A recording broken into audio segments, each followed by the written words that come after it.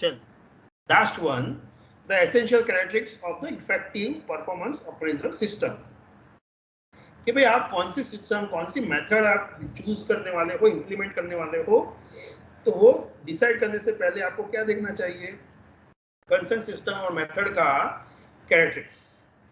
कि भाई ये सारे एसेंशियल कैरेक्टरिस्टिक्स है कि जो पर्टिकुलर सिस्टम को, मेथड्स को क्या है, इफेक्टिव बनाती है। अगर ये सारी चीजें होगी तभी आप क्या है, सक्सेसफुली अच्छी तरीके से परफॉर्मेंस अप्रेजल कैरी आउट कर पाओगे। So this are the essential characteristics which we are going to check in each and every systems methods. कि भाई ये जो मेथड आप चूज कर रहे हो वो मेथड रिलायबल है या नहीं है, जॉब रिलेटेड इंफॉर्मेशन कलेक्ट करती है या नहीं करती है, स्टैंडर्डाइज है या नहीं है, प्रैक्टिकली वायबल है या नहीं है, लीगली अप्रूव्ड है या नहीं है, ओपन कम्युनिकेशन वहाँ पे होता है या नहीं होता है, कोई भी एम्प्लॉइज वो रिजल्ट को असेस कर पाता है कि नहीं कर पाता है, ड्यू प्रोसेस के भाई बाद में जाकर कोई इश्यू प्रॉब्लम हुआ है तो वो रेस कर सकता है कि नहीं कर सकता है, और इवन अप्रेजर्स जो है, ऑब्जर्वर्स है, उनको ट्रेनिंग एंड डेवलपमेंट दिया जाता है या नहीं दिया जाता है बिफोर द परफॉर्मेंस अप्रेजल्स। तो ये सारे 9 एसेंशियल कैरेक्टरिस्टिक्स है कि जो हम ऑब्जर्व करेंगे, चेक करेंगे, and based on that particular जो सिस्टम है, मेथड्स है, वो इफेक्टिव है या नहीं है, वो हम डिसाइड करके फिर हम कंसर्न मेथड को चूज करेंगे। So let me just go in detail and try to understand कि हर एक कैरेक्टरिस्टिक्स के अंदर हम क्या चेक करेंगे। So first one is reliability and validity of the method. कि भाई आप परफॉर्मेंस अप्रेजल करने के लिए जो भी मेथड्स चूज करोगे वो कैसी होनी चाहिए, the particular method system must provide the consistency, reliability, and it must provide the valid information so that you can take a correct decision. मतलब कि भाई आप जो मेथड चूज करते हो वो मेथड कैसी होनी चाहिए, रिलायबल होनी चाहिए, वैलिड होनी चाहिए। उसका मतलब क्या हुआ कि अगर फॉर एग्जांपल आपने कोई पर्टिकुलर मेथड के माध्यम से परफॉर्मेंस अप्रेजल किया और उसका जो आउटपुट आया, और आपने वही मेथड से कोई और एक्सपर्ट को सिलेक्ट किया, कोई और एक्सपर्ट बट वही मेथड, कि फॉर एग्जांपल चेकलिस्ट मेथड, तो Mr A as a expert checklist method से सब एम्प्लॉइज को ऑब्जर्व करते हैं और उसका जो आउटपुट होता है, और Mr B as a expert वो चेकलिस्ट मेथड यूज करते हैं, उसकी बेसिस पे सबको ऑब्जर्व करते हैं। तो दोनों का जो आउटपुट है वो क्या होना चाहिए, one and same, majority of the same होना चाहिए। 100% सेम नहीं आएगा but we need to show कि भाई वो देखेंगे हम कि भाई क्या है, मेजोरिटी सेम आना चाहिए, तभी हम कह सकते हैं कि यस ये जो मेथड है वो रिलायबल है, वैलिड है। क्यों, तो कभी मिस्टर ए ने उसी मेथड से ऑब्जर्व किया तो वो एम्प्लॉयज के बारे में ये आउटपुट आया, और मिस्टर बी ने वही मेथड से ऑब्जर्व किया तो उसका भी आउटपुट ऐसा ही आ रहा है।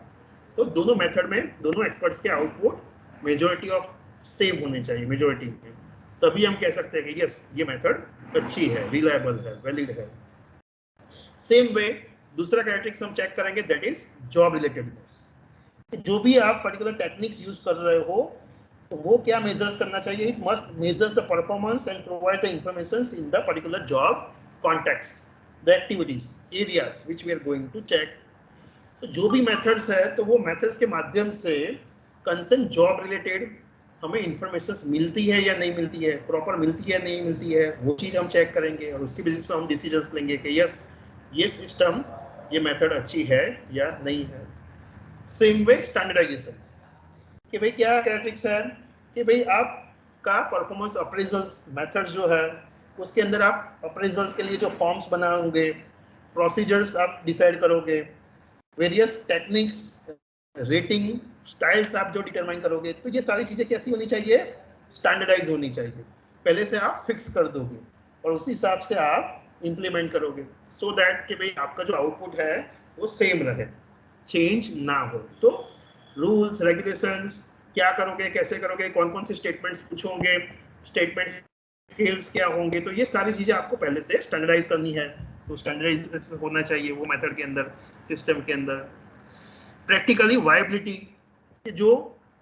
टेक्निक्स है वो प्रैक्टिकली वायबल होनी चाहिए in terms of administration, in terms of implementation, in terms of monetary expenses. कि भाई आप ऐसी मेथड नहीं चूज कर सकते कि जो आपकी कंपनी में एप्लीकेबल नहीं हो सकती, उसके पीछे बहुत सारा खर्चा होगा, आपकी कंपनी ऐसा इतना खर्चा नहीं अफोर्ड कर पाएगी। तो ये चीज भी हमें देखनी है कि भाई वो प्रैक्टिकली वायबल है या नहीं है, ये मेथड ये सिस्टम टेक्निक्स हमारी कंपनी में यूजफुल हो सकती है या नहीं हो सकती है। सेम वे लीगल सेक्शंस, कि अगर बाद में जाके कोई बंदा कोर्ट में गया तो कोर्ट के अंदर जो पर्टिकुलर मेथड्स है उसका आउटपुट क्या होगा, ऑथेंटिक है या नहीं है, वो भी हमें देखना है कि भाई लॉ ने ये मेथड एक्सेप्ट की है या नहीं है, अप्रूव की है या नहीं की है। तो बाद में जाके कोई लीगल इश्यूज प्रॉब्लम ना हो, वो चीज भी हमें देखनी है at the time of selecting the effective system methods. Then open communications, कि जो भी आप पर्टिकुलर मेथड चूज करते हो, सिस्टम चूज करते हो, तो टेक्निक्स के अंदर क्या होना चाहिए, ओपन कम्युनिकेशंस होना चाहिए, कि जहाँ पे सभी एम्प्लॉयज को क्लियरली इंफॉर्मेशन होनी चाहिए कि भाई कौन कौन सी चीजें हम ऑब्जर्व करने वाले हैं, परफॉर्मेंस अप्रेजल्स के अंदर क्या ऑब्जर्व होगा, कैसे ऑब्जर्व होगा, कौन करने वाला है, माइट बी पॉसिबल्स कि ये सारी इंफॉर्मेशन क्या है हम ओपनली कम्युनिकेट करेंगे। इवन प्रोसेस के अंदर हमने देखा था कि भाई हम स्टैंडर्ड सेट करते हैं, फिर उसको कम्युनिकेट करते हैं, तो उसी हिसाब से जो भी मेथड्स है, जो भी क्राइटेरिया है, रूल्स रेगुलेशंस के बेसिस पे आप परफॉर्मेंस अप्रेजल करने वाले हो, वो सारी इंफॉर्मेशन, वो सारी चीजें क्या है एम्प्लॉयज के साथ कम्युनिकेट की होनी चाहिए, so that even employees can come to know that कि भाई उनको कैसे ऑब्जर्व किया जाएगा, कौन ऑब्जर्व करेगा, कौन कौन से रूल्स रेगुलेशंस क्राइटेरिया है जिसके बेसिस पे ऑब्जर्वेशंस होने वाला है, so that they can also improve themselves. Same way, even employees can assess the result. कि भी परफॉर्मेंस अप्रेजल हो गया, आउटपुट आ गया, फिर वो जो आउटपुट है इवन एम्प्लॉयज उसको असेस कर सकता है, चेक कर सकता है। In other words there should be a feedback,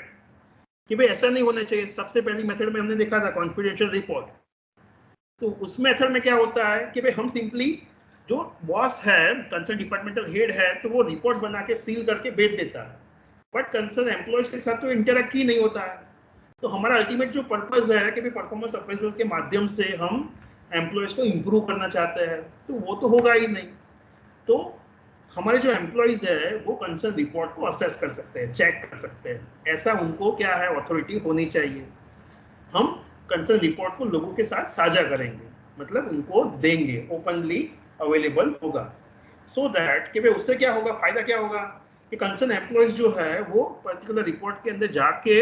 अपने फीडबैक के बारे में रीड कर सकता है, अपने सीनियर्स के साथ डिस्कस कर सकता है कि भाई मेरे परफॉर्मेंस में क्या इश्यू था, क्या प्रॉब्लम था, मेरे को कौन कौन सी जगह पे इंप्रूवमेंट की जरूरत है, तो वो सारी चीजें क्या है वो बंदे को पता चलेगी। सो इवन एम्प्लॉयज जो है वो कंसर्न रिपोर्ट को असेस कर सकते हैं, वो भी एक इंपॉर्टेंट चीज है हमारे लिए। सेम वे ड्यू प्रोसेस, कि भाई क्या होगा, रिपोर्ट पब्लिश हो गया, उसके बाद में जाके कोई पर्टिकुलर एम्प्लॉयज जो है उसको क्या है, कोई इश्यू है, प्रॉब्लम है, तो that should be a formal procedures, कि जहाँ पे वो क्या है, वो कंसर्न फॉर्म फिलअप करके अपने सीनियर्स के साथ या सीनियर से कंसर्न जो रिपोर्ट बनाया है उनसे क्लैरिफिकेशंस ले सकता है कि भाई मैं तो अच्छा परफॉर्म कर रहा हूँ, बट फिर भी मेरा परफॉर्मेंस अप्रेजल रिपोर्ट क्यों अच्छा नहीं आया। तो इवन उसको कोई इश्यूज है, डाउट है, प्रॉब्लम है, तो वो भी क्या है ओपनली एक्सपर्ट्स के साथ बैठ के डिस्कस कर सकता है। तो उसकी भी एक फॉर्मल प्रोसीजर्स होनी चाहिए मेथड्स के अंदर ही या मेथड्स के रिलेटेड, सो दैट कि इवन बाद में जाके कोई एम्प्लॉयज को इश्यूज है, प्रॉब्लम्स है, तो वो एक्सपर्ट के साथ बैठ के डिस्कस कर सकता है, रिजॉल्व कर सकता है। And last one is a training to appraisers, कि भाई जो एक्सपर्ट है, जो अप्रेजर्स है कि जो लोगों को ऑब्जर्व करने वाला है, परफॉर्मेंस अप्रेजल का रिपोर्ट बनाने वाला है, इवन उनको प्रॉपर ट्रेनिंग होनी चाहिए before the actual performance appraisal begin, कि भाई परफॉर्मेंस अप्रेजल स्टार्ट होने से पहले उनको हम ट्रेनिंग देंगे so that they can understand कि भाई कौन सी मेथड है, वो मेथड के कौन कौन से क्राइटेरिया है, उनको क्या ऑब्जर्व करना है, कैसे ऑब्जर्व करना है, कैसे रेटिंग देनी है, कैसे मार्क्स देने हैं, कैसे कंपेयर करना है, कौन कौन से बेसिस पे कंपेयर करना है, तो ये सारी चीजें इंफॉर्मेशन उनको पता होनी चाहिए। सो उसके लिए क्या है, इवन उनको प्रॉपर ट्रेनिंग दी होनी चाहिए। तो ये सारी चीजें क्या है हमें ध्यान में रखनी है for the purpose of effective performance appraisals, system, techniques, methods to be implemented within the organizations. कि भाई कंपनी के अंदर अच्छी तरीके से परफॉर्मेंस अप्रेजल करने के लिए ये सारी चीजें को हमें क्या है, एसेंशियल कैरेक्टरिस्टिक्स है, ये सारी चीजों को हमें ध्यान में रखना है और उसके बेसिस पे परफॉर्मेंस अप्रेजल मेथड चूज करनी है और उसको इम्प्लीमेंट करनी है, उसके बेसिस पे रिपोर्ट बनाना है